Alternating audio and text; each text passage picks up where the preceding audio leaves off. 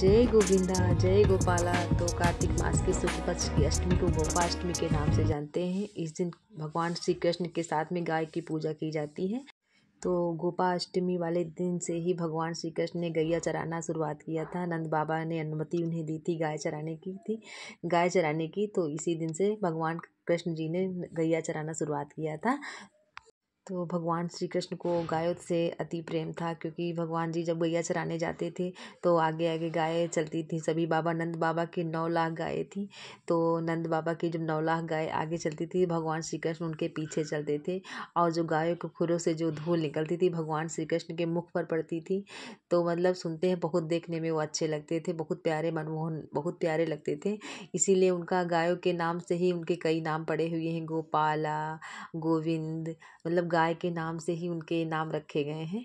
तो नंद बाबा ने उनको आज के दिन से ही कान्हा जी ने गाय चराना शुरुआत किया था। तो इसीलिए गोपाष्टमी के दिन ठाकुर जी की पूजा कन्हैया जी की जरूर करनी चाहिए और उनका स्नान कराना चाहिए। तो इसमें जल हो तो जल से स्नान करा लें, नहीं तो आप पंचामृत, जैसे आपकी श्रद्धा सामर्थ्य हो आप उस तरीके से ठाकुर जी का गाय का स्नान करके पूजा करनी है। तो देखो मैंने यहाँ पे आसन लगा लिया था ठाकुर जी की प्रतिमा। और आज के दिन गाय आपके पास में हो मूर्ति तो मूर्ति की पूजा कर, अगर साक्षात रूप में आपके आस पड़ोस में गाय रहती हो तो उसकी आपको पूजा उस दिन ज़रूर आपको करनी चाहिए। क्योंकि जब आपके साक्षात पास में ही रूप में है तो आप उनको जल का भाव से स्नान करा करके हल्दी कुमकुम का तिलक लगा करके आरती करें और अपने हाथों से उनको खिलाएं पिलाएं, उनका आशीर्वाद लें। तो इस तरीके से गाय की पूजा अगर पड़ोस में तो ऐसे कर लें। अगर घर में हो ना हो तो आप अपने घर में ठाकुर जी की जो प्रतिमा हो, गाय की मूर्ति हो, उसे आप स्नान करा करके आप उसमें घर में अपने पूजा कर सकती हैं। तो यहाँ देखो ठाकुर जी को स्नान करा रहे हैं। तो पहले जल से, फिर गाय का दूध कच्चा दूध होना चाहिए, क्योंकि ठाकुर जी का स्नान कच्चे दूध से ही होता है। और यहाँ पे उसके बाद फिर साफ जल से स्नान करा करके, तो यहाँ पे देखो ठाकुर जी का स्नान हो गया है। अब साफ कपड़े में पोंछ करके ठाकुर जी के बस बदला देंगे और इसके बाद में फिर गौ माता को स्नान कराएंगे। और ये पूजा अगर आपको हो सके तो आप सुबह कर लें, अगर आपके पास समय ना हो तो आप शाम के समय भी आप ये पूजा कर सकते हैं। आप गोपाष्टमी वाले दिन कोई समय आपको पूजा करनी चाहिए, क्योंकि गाय में सुनते हैं 33 कोटि नहीं 33 करोड़ नहीं जितने देवी देवता हैं सभी गाय में विद्यमान हैं। क्योंकि गाय सुनते हैं भगवान के भी भगवान है, मतलब गाय की इतनी महिमा है। तो गाय की पूजा हमें ज़रूर करनी चाहिए। तो गोपाष्टमी वाले दिन जब गाय की हम पूजा करते हैं तो जाने अनजाने में या इसी जन्म में जो भी कुछ कर्म हमसे बुरे होते हैं, तो गाय माता की जब हम पूजा करते हैं तो वो हमारे पाप कर्मों से हमें बचा करके हमारी रक्षा करती हैं।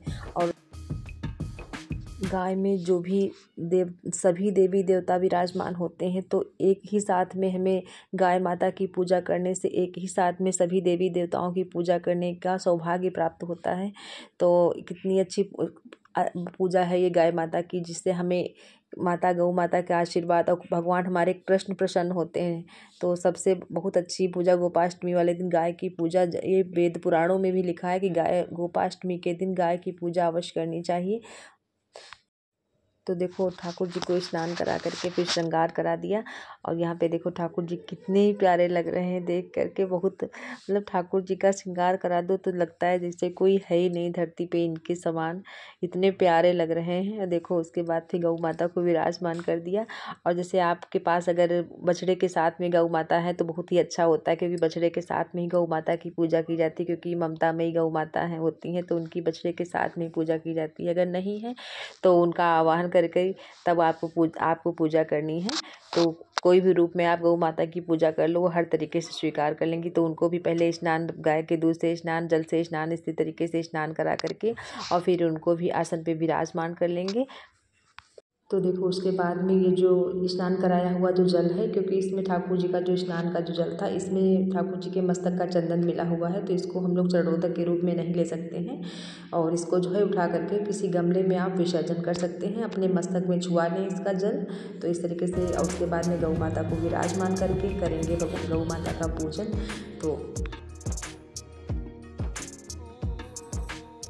तो सबसे पहले देखो गणेश जी का पूजन करेंगे। तो यहाँ पे गणेश जी के लगा दे रहे हैं पीला चंदन और यहाँ पे लाल चंदन, दोनों चंदन गणेश जी के यहाँ पे सबसे पहले पूजा, फिर ठाकुर जी की पूजा करेंगे।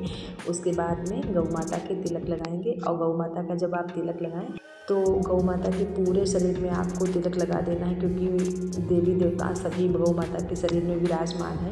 तो पूरे शरीर में गौ माता के आपके तिलक लगाना है। और गौ माता की जब आप पूजा, आपका जो आपके आसपास में गाय हैं, जब उनकी पूजा आप करने जाएं तो गौ माता के जो पिछला हिस्सा होता है वो बहुत शुभ होता है। हमें जब पूजा करनी चाहिए तो गौ माता के पिछले हिस्से की ही पूजा करनी चाहिए, क्योंकि उसमें पूजा करना शुभ मानते हैं।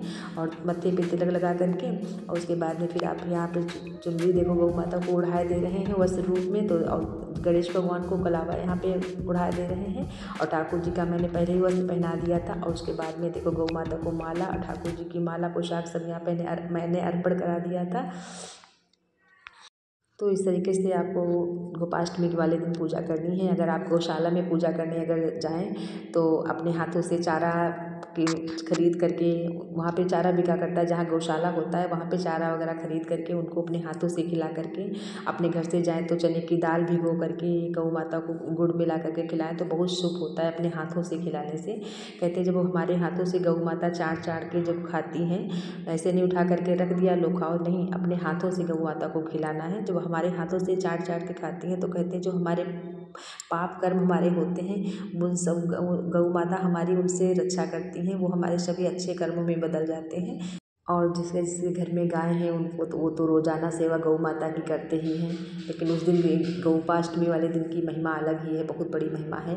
तो यहाँ पे देखो पूजा गाय माता की है ठाकुर जी के साथ में। यहाँ पे जो फल फूल चढ़ाए दे रहे हैं और उसके बाद में भोग में फल, केला और मीठा कुछ, और चने की दाल मैंने भिगोई नहीं थी, लेकिन आप जब गाय को खिलाएं तो चने की दाल जो है भिगो करके खिलाएं, क्योंकि ऐसी चीज़ हमें नहीं गौ माता को खिलानी जिससे उनका स्वास्थ्य खराब हो या उन्हें कोई कष्ट हो। तो हमारी सेवा मतलब किसी को कष्टदायी न होनी चाहिए, तो ऐसी सेवा हमें करनी चाहिए। तो यहाँ पे देखो भोग रख दिया था। और उसके बाद में ठाकुर जी की कोई अच्छी सी आरती करते हुए, अगर गौ माता की आपको याद हो, जय गोविंदा जय गोपाला मुरली मनोहर जय नंदलाला, इस तरीके से आरती प्यार से गाते हुए ठाकुर जी की आरती गौ माता की गणेश जी की करनी है। तो यहाँ पे गणेश जी की ठाकुर जी की आरती हो गई। और देखो फिर ठाकुर जी का यहाँ पे आरती को आचमन करते हुए फिर ठाकुर जी का भोग लगाएंगे गौ माता का। और गौ माता को प्रणाम करते हुए कि हे माँ मेरी पूजा स्वीकार करना, आप ममतामयी मैया हो, अपने बच्चों की रक्षा करना। ठाकुर जी आप अपने बच्चों की रक्षा करना और पूजा में हुई कोई कमियों के लिए क्षमा याचना। तो ऐसे पूजा करते हुए गौ माता को प्रणाम करते हैं। और अब लगाएंगे ठाकुर जी का भोग। तो सबसे भोग लगाने में कभी तुलसी दल नहीं रखना भूलें। तो यहाँ पे ठाकुर जी को तुलसी अर्पण करा करके और ठाकुर जी का भोग लगाएंगे।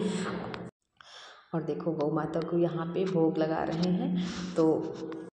तो यहाँ पे खैर जो हमारे आसपास में खैर गाय है तो हमें खैर ये पूजा करने का अच्छे से सौभाग्य प्राप्त हो जाता है, क्योंकि गौ माता को हम जो रोज़ाना रोटी खिलाते हैं तो वो रोज़ाना जैसे हमारे घर में जैसे 8 बजता है तो आकर के खड़ी हो जाती हैं। तो उनकी रोज़ाना की रोटी बंधी हुई है तो रोज़ाना खा लेती हैं। इस तरीके से पूजा करने के बाद में फिर कुछ गौ माता को श्रृंगार का सुहाग का सामान चढ़ाएँगे और गौ माता के जो है मेहंदी लगाएंगे उनके पूरे शरीर में। तो इस तरीके से गौ माता को श्रृंगार का सामान ज़रूर चढ़ाना चाहिए। और उसके बाद में जो श्रृंगार का सामान जो है, जैसे किसी के घर में जैसे गऊ हो तो आप उनको दे दीजिए, क्योंकि उनके घर में गऊ की सेवा होती है, या किसी मंदिर में आप ये दान कर सकते हो। और ये जो सामान पूजा पाठ का है ये फल आप प्रसाद रूप में ले लें। और जैसे दक्षिणा आप ज़रूर चढ़ाएँ। तो जो दक्षिणा है तो आप ये जैसे किसी मंदिर में दान कर दे, या कोई जैसे दूध वाला आपके यहाँ आ रहा है तो उसको दे दीजिए, वो अपने यहाँ गाय को खिला देगा कुछ ना कुछ करके। तो और जब कोई ना मिले तो आप ये जो दक्षिणा चढ़ाए थे रुपए, ये अपने हिसाब से कोई फल ला करके, केला, क्योंकि गौ माता को केला चाहिए तो आप अपने हाथों से ला करके उनको खिला सकते हैं। तो इस तरीके से दक्षिणा का भी सही उपयोग हो जाएगा। तो ऐसे हम लोगों ने गौ माता की हम लोग ऐसे पूजा करते हैं। तो आप सब लोग अगर चैनल पे नए हो चैनल को सब्सक्राइब और लाइक करना। वीडियो कैसी लगी कमेंट में बताना। आप सभी को राधे राधे, जय श्री कृष्णा, जय गोविंदा, जय गोपाला।